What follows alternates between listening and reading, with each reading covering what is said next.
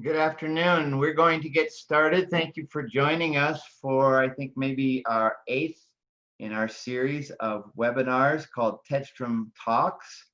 I want to remind you to, if you have questions, there's a Q&A button down below and there's a chat button down below. If you have any questions that you'd like to ask Maro during the presentation or at the end, please let us know by way of the chat and or the Q&A.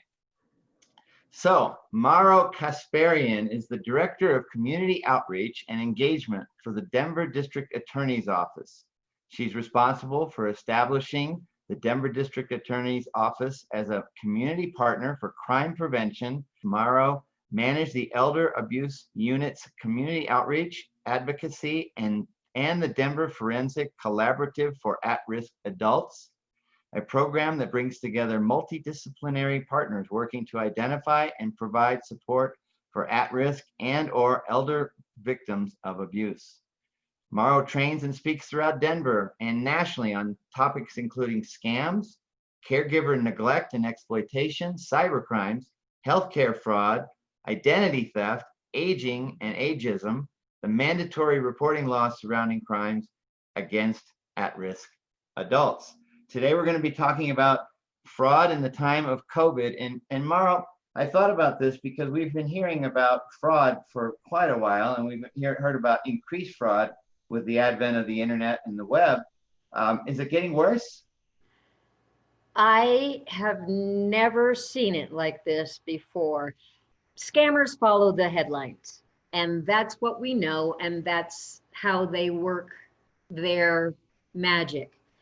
But the headlines of COVID these days is so long and so persistent that they just keep the hits coming. I send out a monthly newsletter, and people can sign up for it. We can tell people how to sign up for it. And honestly, since March, I keep wanting to come up with some other scam that's not COVID related, and they are just redoing old scams with the new twist of COVID. Some fire or flood comes up, there'll be a scam around that. This time of year, there's usually a lot of spring cleaning, roofing scams, which still may be going on, but the amount of scams is ridiculous. If I will share my screen, and I hope that you all can see this. The FTC usually gets about 1 million complaints a year. So far this year, they have had 92 million complaints just so far. And they have, for the most part, been COVID related. I'm looking quickly through my notes to see just how much the losses are unbelievable. And what happens, in addition to people following the scammers following the headlines, you have on the other side us, the consumer, who we don't have jobs. We are fearful of our health. Desperate times call for desperate measures. And so the ground is so fertile for a scammer to take advantage. Government checks. So let's go through this, and I can go through all the COVID related things. But as we talk about scams, financial fraud covers identity theft, impersonator scams, investment scams, which I'm sure you're familiar with. But so it's important for us to kind of have a baseline understanding of what the scammers are doing. That's how you're going to get most trained and most skilled on spotting those scams. First, to know that whatever the headline is, the scammer will follow. Second, what are they most interested in, those scammers? There you go, sorry. What are scammers interested in? Your social security number, your identity. If I can steal your identity, why use mine? Is pretty much how they are. So they're after anything that will get them close to recreating their own identity and stealing money, or just to get money from you. How do they get it? Through mail. Direct mail, people respond to direct mail. Also, in mail and the things that you get and the offers that you get, if you are not shredding your documents, you're in timeout. You have to shred your documents. It's the scammers hire low-level criminals to go up and down the alleys and pick through garbage and find what they want to find. They give it to the top dog, and then, you know, the little dog gets to buy his crack or whatever he's doing. But so identity theft can be found through anything: social media, email, telemarketing, skimming, emails. You all have seen them. But I want to make very clear that the one thing that's most important, because in every presentation I give, people are like, I'm never going to get scammed. Scammer's not going to get me. I'm too smart to be scammed. Well, and I know this to be true. Typically, when I'm in a group of people and I'm giving this presentation, of course, you won't get scammed when you're surrounded by people and when you're with other people. It's when the scammer gets you off to yourself. It's when the scammer can convince you and use manipulation and fear to get you to believe. The bottom line is, you're good at your job. Guess who else is good at their job? Scammers. They're professionals. This is not just a fly-by-night operation. These people are professionals. And the more that you realize that, the more you can also give yourself a little break. Because if the world, if the population and society are saying, how could somebody be so stupid to fall for a scam like that? Indeed, people won't tell. We need people to tell that they've been scammed. But if you are so embarrassed, I will be honest with you, I have been scammed, obviously, before I got this job. I've been scammed before, and I was so embarrassed that I could have been so stupid that I have yet to share with my family a couple of the little scams I fell for. One was fixing my car, another was, something else. It makes great conversation at the Thanksgiving table. But just keep in mind, as I go through this, that scammers are professionals. They are looking for ways to get your information. So I want you all to think about your digital footprint. Are you on Facebook, Twitter, Instagram, etc.? Because if you are, your footprint begins to be out there. Are you registering when you get a new product? When you have a credit card? Are you in rewards programs? Do you have magazines, subscriptions? Subscriptions, your name can be bought and sold legitimately in direct mail. Scammers know that. Scammers are professionals. They're going to buy lists. So if they're trying to sell something to very wealthy people and it's a scam, they're going to buy a list in the area of Cherry Creek North, for example, and drop the mail there and hope that their big net will catch some people. Okay?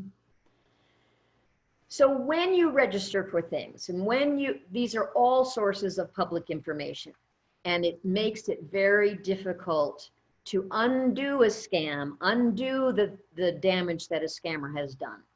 So the important thing is to stay on top of it and to make sure that things haven't been taken. As you can see, I think we went through this. When you look at what's available to the public and you see the family members, How does that happen? Well, family members, your grandson, your son, your friend, may be putting information on their Facebook or their Instagram about you or about where you all went. The more information that scammer can get about you, the more friendly or the more targeted that scam can be to you. I hope that makes sense.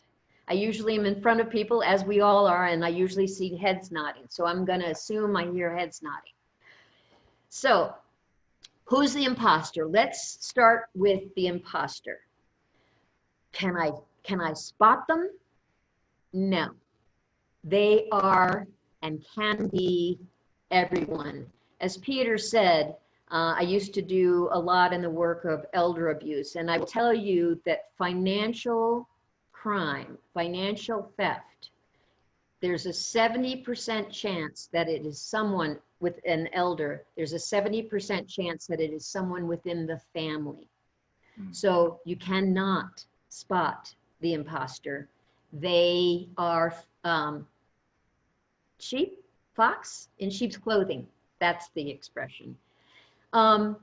You all know the grandma's in trouble. Let's review some of these great scams that you all have heard when it's not COVID related, okay? So, how many of you have gotten your phone call, your 700th phone call? This is the IRS. You have not paid your back taxes.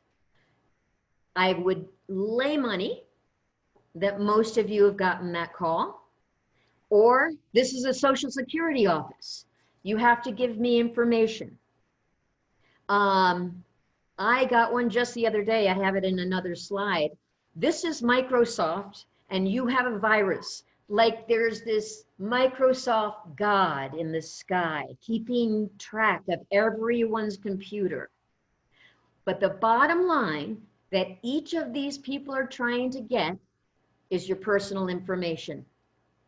Know this, number one thing, if you get a call from the government, they won't call you. It's a scam. If you get a call from the IRS saying you haven't paid your back taxes, it's a scam. Hang up. The government will not ask for any personal information over the phone. If you remember, if you get a regular call, or even if you're calling, say, for instance, Comcast, to verify your information, what will they ask for? The last four of your Social Security.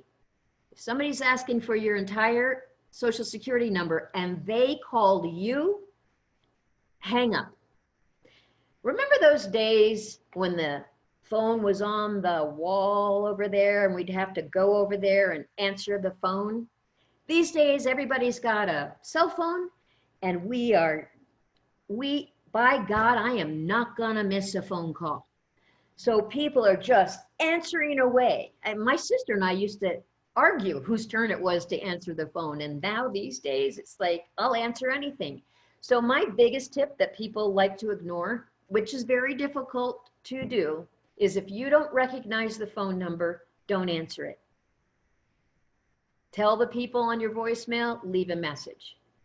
I've had a lot of people who have taken me up on that and not answered when they get a phone call and the caller ID comes up as something that they don't recognize. But they almost got it right. But this woman called the number back. Did you just call me? Yeah, I'm a scammer, and I thought I missed you, but I got you now. So 9 times out of 10, if it's somebody who wants to speak to you, they will leave a message. Yes, the IRS scammers do leave a message. Do not, but at least you have a moment listening to the voicemail. That's scary. This is the IRS. There is a warrant for your arrest. At least you'll get your composure when you're listening, and you'll know, don't answer that phone call. And if you get something and it's over and over, and I'm going to repeat it and repeat it, if anyone calls you, because now with Cell phones, we don't know where a call is terminating or initiating. If someone calls you and at any point in the conversation asks for your information, hang up. Don't even engage with these people. Hang up. Yes, get on the do not call list. Yes, I will answer your question right now. I'm on a do not call list. How come I still get calls? Guess who's calling? Because they don't care. Scammers do not care. You all heard the grandmother scam, the grandparent scam, where you get a call and your grandson's in Mexico and he's arrested and in jail. This happened to a gentleman that I actually gave a presentation, and the person said, I've got your grandson, he's been arrested, he's in jail, and to help him get out, do you want to help him get out? Yes, I do, said the grandfather, because he was helping. And indeed, the scammer told this gentleman, who is about 85, to go to Best Buy and get 4 $2,000 gift cards. And the gentleman did, read the numbers on the back of the card to the jailer, not the jailer, but the jailer. And so that's $4,000 gone. That's horrible. But what made it worse is the next day, the jailer called and said he needed to go to another Best Buy and get 4 more $2,000 gift cards. So that's how these scammers go. They get you in their web and keep going. Another scam, and this is what I was talking about. I just got this on my work email, and it may be hard to see, so I blew it up. My computer froze. Virus alert from Microsoft. This computer is blocked, and I was like, oh my God, I'm gonna get my titles stripped away from me. So I've done something horrible. But of course, it's asking you to call. And when your computer won't work, there's this little sense of panic and, oh my gosh. But I was able to recognize and realize I wasn't going to push chat now. I wasn't going to say ignore alert, push nothing. Just Control Alt Delete, get out of your computer, shut it down, do a hard shutdown. Microsoft is not looking at every single person's computer. So do what you can to shut it down and do not react. Phishing scams, you've heard of these. They're going to throw things out to you. These days, they can throw things out and onto ads on Facebook,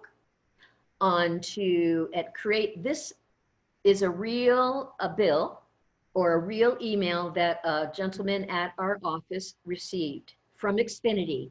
Recent updates about your account. Well, that looks legitimate. Due to recent upgrade, Xfinity database, you need to click here and update your account. Now, if you knew, which I do because I look, but Xfinity, that is not the Xfinity logo. What I would say, if you get anything that's saying, please do take action on your current account, do not take action by clicking on the email. Go to another tab on the internet, get the phone number for Xfinity, call them and say, do you need me to update something? Because if you get this email, or if you get an email from, for instance, I've gotten emails from Chase Bank, there's some suspicious activity on your account. Well, I'll tell you, I knew that was a scam, but it's still in my gut, I still go, ooh, what if that's real? What if there really is suspicious activity? That's what a scammer wants you to do, to have this lingering doubt, this lingering fear. So I called Chase Bank directly. Is there a problem with my account? No, of course. But people are so quick to, oh my gosh, I've got to fix it. They will click on something. Typically, oh, you want to play a game? I'll do one and see if you all can go into your chat and answer this question. What cohort of people are the most likely to be scammed? Older people, millennials, middle age. Pick one. Older, middle age, millennial. Do we have any answers, Peter? We do, and of the 4 that have responded, I guess everybody else is shy. They all say older. Wrong. Isn't that fascinating? Absolutely wrong. I was just trying to decide if I'm older. Well, you're not a millennial, Peter. I won't be rude, but you're not a millennial. Okay. So here's what's the interesting thing, and I don't have a graph with me today, but millennials are the #1 target. Actually, children under the age 0 to 18 are the #1 target for getting their social security numbers compromised.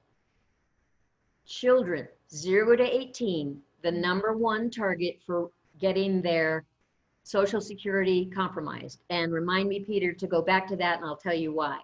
Millennials are so active on computers. It's ubiquitous. They are on all the time. So this picture where I'm showing free Ray-Bans, when that pops up on Facebook, which they don't use anymore because we're on there, when an ad pops up anywhere and they see free Ray-Bans, they'll click on it. That's phishing. There are no free Ray-Bans. They'll play games. They'll do stuff that typically we won't, who are not, with a computer use, is not ubiquitous. So their scams are higher. The amount of scams are higher. The amount of financial loss is lower because they don't have as much. 0 to 18. How does that happen? Well, when a child is a child and their social security number is out there, a scammer takes over, finds that there's lists, you can buy all these social security numbers, so they're purchased.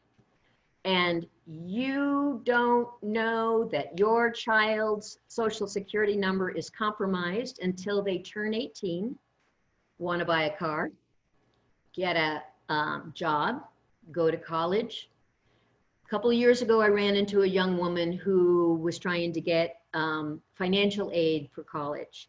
And she kept being denied, didn't know why, because she thought her credit was good. I just turned 18. I have no credit. It should be clean. Well, it wasn't. When she did, as I asked her to do, which I'm asking you all to do, go into your credit reports, Experian, Equifax, and TransUnion.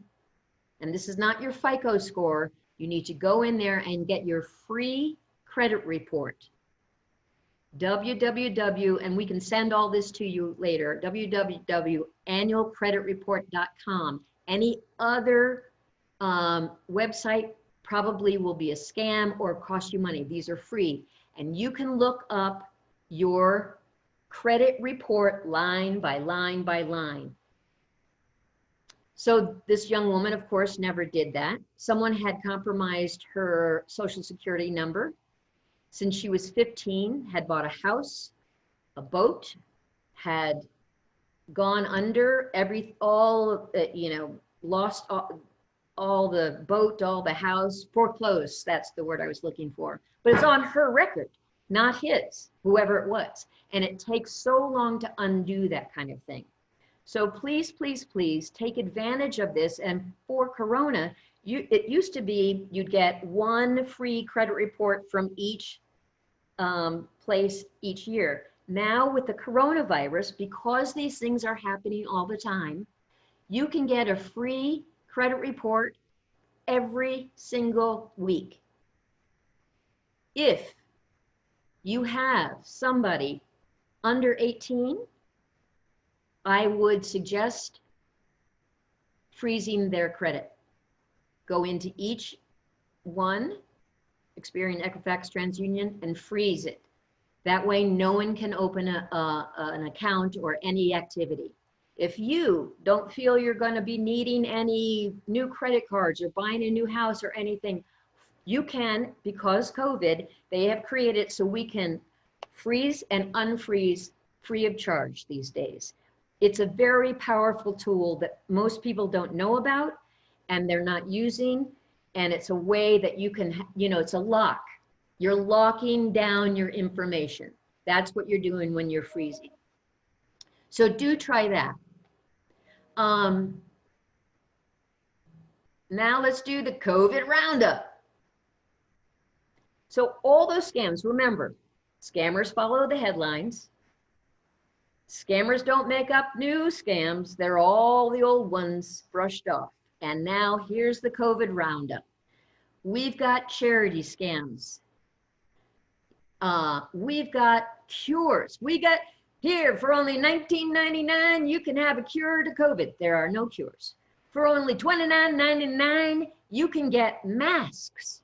No, you can't get those, big masks. FTC are saying that one of the big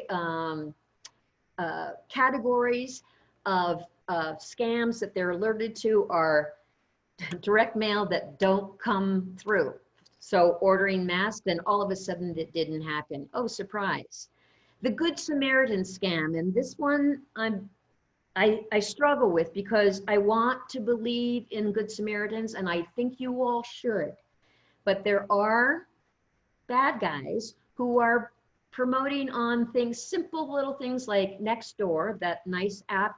We're all next door. If anybody needs any help getting groceries, I'm happy to do your errands.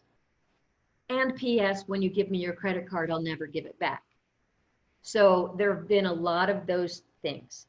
Another big COVID scam these days is the romance scam. Why? People are lonely. And so they're on their computer, and there's this guy right here. He has got 10 of these computers, and he loves Sally, he loves Jane, he loves everybody. And he's going to keep loving on you and keep professing his love until one day, oh, I need tires for my car, or my daughter's sick, or something, and they will begin to ask you for money. The number one scam, COVID scam right now, are the government checks. And it continues. Here's the bottom line. With the government checks, people are getting them. Not everyone has received them. So this is not old and finished. This is current. First and foremost, the government will never ask you to pay any charges, any fees, etc., to get your government check. Here's how the scam goes. Hello, who am I speaking with? And you'll tell. Yes, this is the IRS. This is Social Security. They'll tell you whoever it is. And we have been having difficulty getting the government checks out. Did you get yours yet? No, I haven't. I can help you get it quicker, faster, easier. All you have to do is pay me a fee. There's always the all you have to do. So keep in mind, the government will never ask you for your credit card information, your Social Security number, your bank account information. First of all, first and foremost, the government is not going to call you. But if you get this call, no, it's a scam. Anyone that says they can help you get something faster, or the shot when we finally have a vaccine, we will be seeing COVID vaccine scams all around town. So how do you protect yourselves? One of the ways, and I want another polling question, Peter, if we're ready. This is a tip. And I know how you're going to answer this, but go ahead. How many of you have a different password with each of your accounts online? So that's my question. How many of you change your passwords, have a different password with each and every account? Be honest. What do you think? Yes or no? I change it.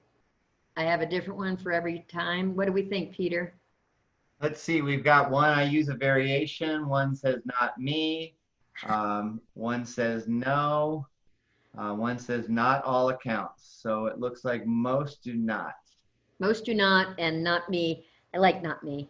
And a variation. Listen, if we're not changing our passwords with each account, shame on us. It is so easy. Once these guys get a password, they will quickly get into each and every one of your accounts. I know it's a pain in the neck. I use software, and it's free, called LastPass. LastPass. And it will generate a new password for you each time. The second part of that question, which I won't make you type in, is, okay, so you don't have a different password, but do you change your password every month? Let me guess what the answer is going to be. No, don't lie to me. I'm with the DA's office. People just don't change your passwords. It's a hassle. Guess what else is a hassle for people? They don't change their passwords, and they go on to Amazon.com, and they are lonely and sitting here, and we are buying Amazon. Amazon, I want more, more, more. And guess what makes it even more convenient? For me to put my credit card in. Because it's so hard for me to get up and get my credit card and type it in. Please don't save your credit card information in any site. Please, please, please, please don't do that. Change your passwords. Don't save your credit card information. Work at home scams. These are crazy, and I'm not going to read this, don't worry, but I want you all to look for clues. This is a woman, this has really happened. She called our office. She said, I got this job. I'm out of a job. I need a job. I went on Craigslist. I was offered this job as a driver for this person. So the person wrote back and said all these wonderful things. And so what I was trying to help this young woman do is to look at these clues. And that's what you must do if you get an email from a friend. I'm lost in England and they stole my checkbook. Look for bad grammar. Look for oddly phrased things. Look for things that are, if it's too good to be true, what'd your mama tell you? If it's too good to be true, it is. This gentleman wrote back and said, do you have, this is a driving job, remember. Do you have mailing experience via USPS or FedEx? You pay, I'm offering you $750 for 2 days, $1,500 a week, total of 10 hours per week for a driving job that I need mailing experience. Drop all these, he's dropping all these hints that he's got all this money. Drop me off at my luxury apartment. I'm going to get you a Mercedes-Benz, a 2019.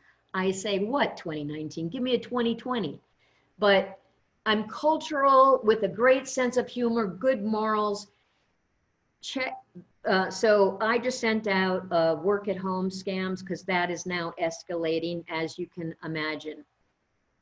So let me talk through quickly what are some red flags for you all. As I spoke about the grandmother scam, I've got your grandson here in Paris. This is the IRS. You haven't paid your back taxes. All of those initial calls. The first thing that a scammer wants you to do is to just have fear. So if your first reaction is, oh no, or some other word similar to that, have the hair on the back of your neck stand up and go, no, no, no, this doesn't seem right. Get your wits about you. If they're scaring you, you say, you got to call me later. Even if you think might be true, get your wits about you, because a scammer wants you in fear, because when you're in fear, you do things you don't normally do, like go to Best Buy and get $10,000 worth of gift cards. If they ask for verification of your personal information, red flag. If they say, well, in order to do this, you need to pay me and pay me now.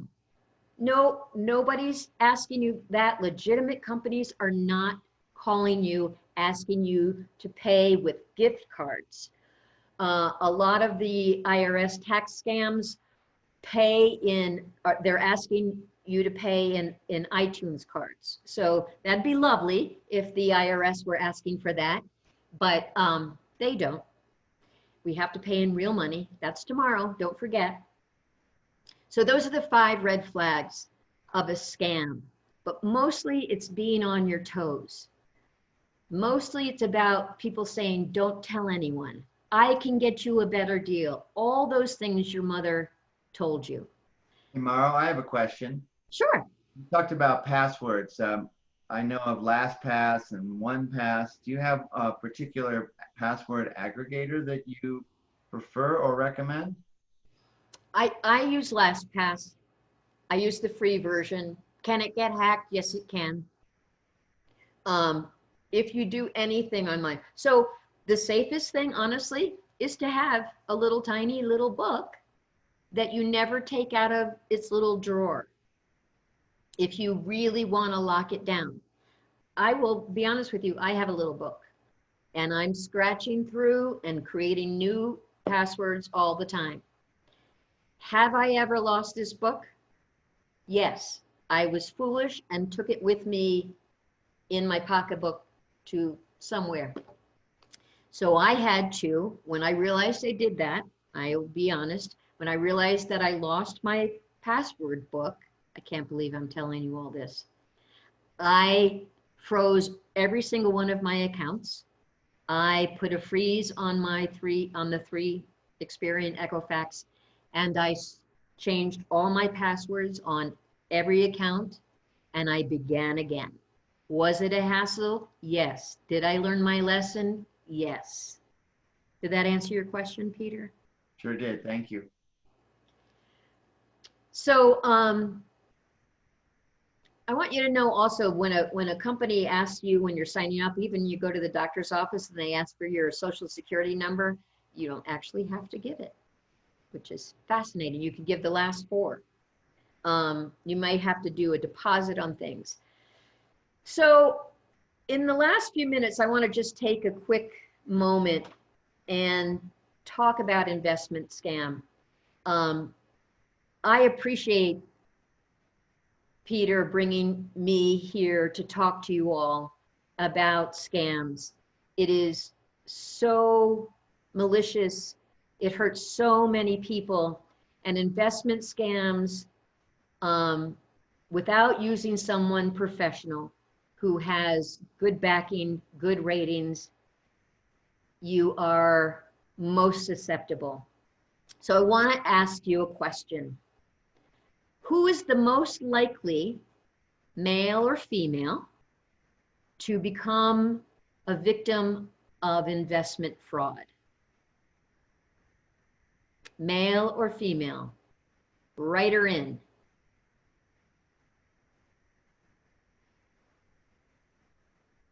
Okay.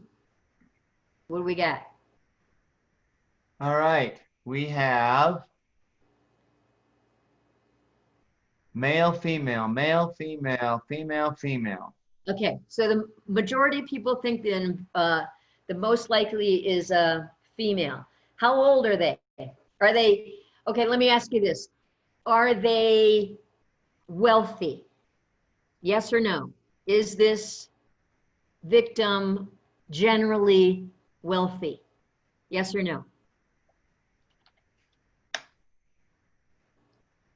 I see yes, yes, and no.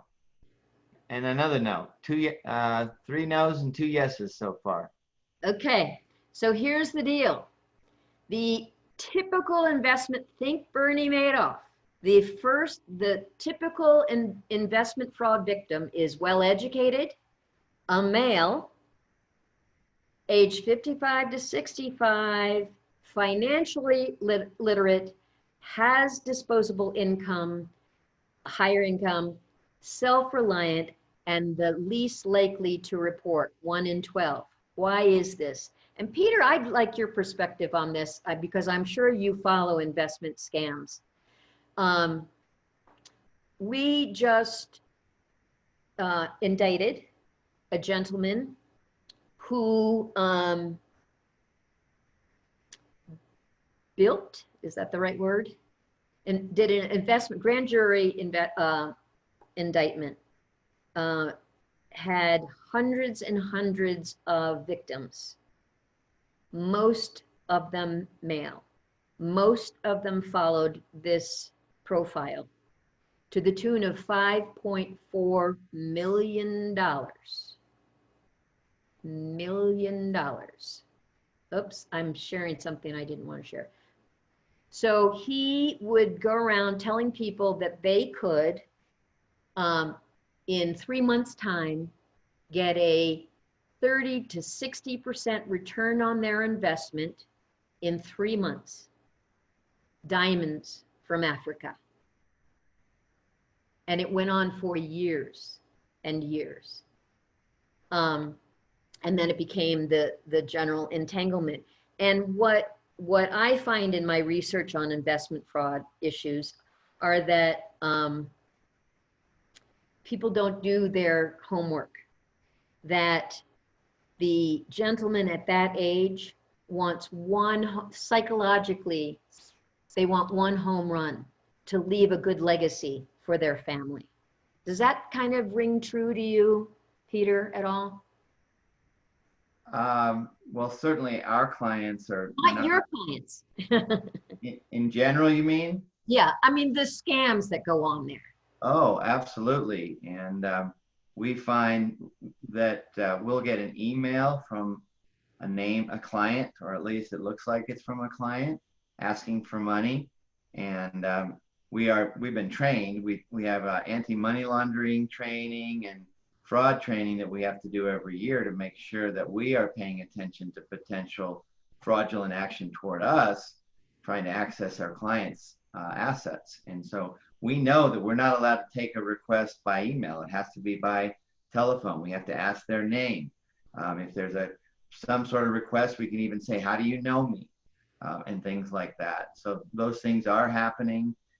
We are, and our broker dealer is very good about protecting against those things, but I don't see it a lot with people I know, but I know it's happening. Right. So it does happen. And people aren't thorough in their search for a great person with whom to work.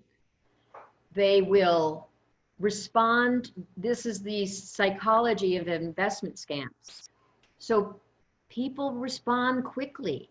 And if you want to make sure your investments are working, go to a legitimate company like this one who has fraud presentations, who is out there and training you to look for things. But you get that random person who is quite often a person of, I will tell you, that will dangle riches. You know, I've got this great deal, I'm just telling you. So the dangling of wealth potential starts sticking in someone's head.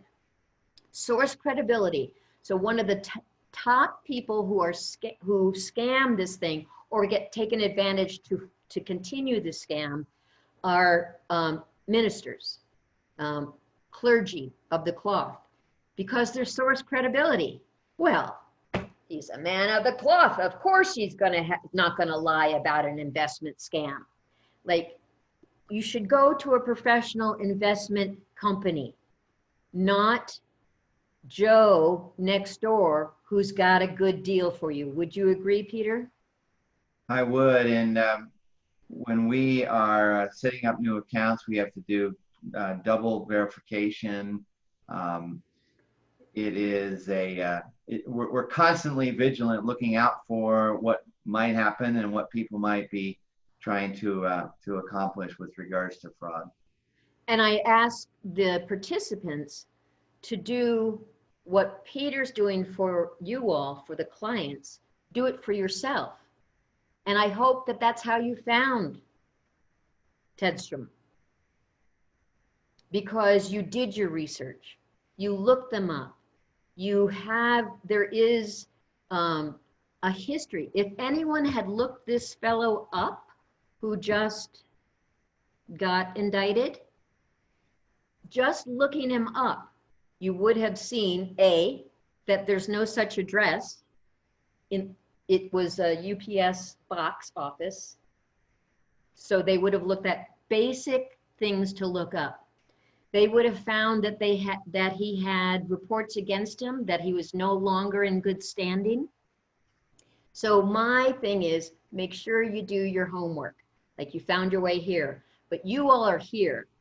Talk to other people who might be saying to you, I've got a good deal. Tell them, do your homework first. So, Maro, yep. one of the big differences, and when people say, well, how do I know that we can trust you and your firm? And I'll say, of course, that we have all these controls and measures, and we can't even have the money sent to our place. It has to be sent directly to the address of record that is established by the client. And we are in a position where we can, where we want to make sure they understand that those statements have to come from LPL. Because if they don't come from LPL, or if you're writing a check, or their broker dealer, if you're writing a check to the Peter Tedstrom account, that's dangerous. That's what happened with Will Hoover. That's what happened with Madoff. He created his own account, so he could do anything with that money that he pleased. Well, when it's with LPL, it's protected from me and anybody else that might have access to that information, because it's with LPL with all their protection. Beautiful. That's the point. It's almost like we're singing to the choir because the people here are doing this. But it's those people who are out there falling for this $5.4 million thing where he was getting mail in his box office. But people want that last home run. They're hungry for it. And if you say Bernie Madoff, of course. Look at him. I mean, smart people fell for that and didn't see that. I suspect, because they were so smart, chose to ignore the signs, chose to ignore their gut and say, gee, I thought that you'd have to mail it to something else instead of Bernie Madoff, right? You've got to take a moment and refresh your realization. This is what Bernie Madoff did. He had social conscience. Other investors just like you. For him, the just like you was the Jewish community. Other people are doing it. Let's all win this together. So that reciprocity, I get you something, you get me something, win-win. Typically, you're going to be the loser if that investment person is saying, I'll give you something free for something. There's an obligation. There's a feeling of obligation. If somebody's saying, I'll give you this, you're going to feel like, I need to give them something back. Well, I'll give them a little investment. And scarcity. Ooh, I don't know. You know what, Peter? Listen, I won't bother. You got to think about this, Peter. I'm going to move on to somebody who's ready to make this deal now, because this offer is too good to last. There's money in diamonds. So I'll just go in and wait. I'll do it. So that scarcity is really a great deal. So again, don't just invest on the basis of faith or trust, and don't depend on one advisor to do everything. That's why you all are working with a number of people. It's not just petersinvestments.com, correct? Yes, and we've even heard people that have been defrauded saying, well, he was so nice. Right. And he was so knowledgeable. I trusted him. Those are key. Those are all the things in there. Because these guys have all the time in the world. I'm just nice guy. I mean, I've done my research. There was a CPA that fell for this scam, this $5.4 million CPA. He didn't check out the registration, didn't look up the license number, didn't. But they were so nice. But it was my priest. But it's the aunt of my brother, but that gut feeling. And you think to yourself, I will never do it. I'm going to close with this one video so there's time for questions. And when you're thinking to yourselves, still, they'll never get me. Do we have time for this video? We do. This is the site of our escapade. We take a railroad crossing bridge and we put on it a simple sign that says, Delaware closed today. Then we get a man with a lantern and another fella with an official looking hat, and he flags down the first passing car. And here's what happens. While you're watching this, write your questions. They closed the state of Delaware today. For what? Well, the quota's filled. Any other state is fine. You can go into Pennsylvania, Maryland, New Jersey. What is this? You understand? This is the barrier. Yeah. This is the state of Delaware on the left. Yes. This is the state of Pennsylvania on the right. Yes. You're coming from Pennsylvania to Delaware. Yes, but the state of Delaware is closed. That's it. Well, never has been. They've closed the state of Delaware today. They have? Yes. That's good. They're not letting anybody in, you see. In what areas? How about the other up further? No, every part. They're not letting any people into Delaware. We work out of Delaware. Well, tomorrow will be fine. We left the barrier at midnight. They gave us the ruling. Excuse me. What's that? Excuse me. Tomorrow you can come back, but not today. See, they left us out here with the orders that we're not supposed to allow anybody into Delaware. It's like spring cleaning. They're fixing everything. How'd you guys? Gee, any other state would be fine, but, it's just for today. Well, okay then. Okay, thank you. Bye now. Sorry, you can come back tomorrow. Okay.